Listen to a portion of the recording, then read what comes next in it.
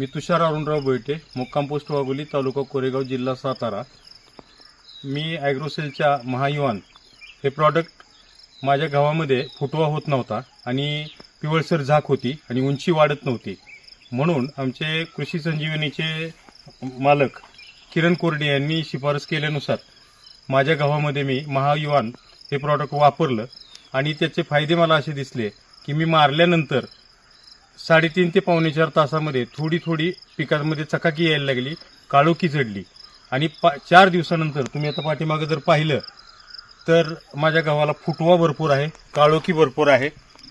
आणि हे प्रॉडक्ट ह्याच्यासाठी म्हणजे गव्हासाठी वरदान ठरले. म्हणजे मला बाकीचं नत्रयुक्त खतं कुठली वापरावी लागली नाहीत, काय नाही.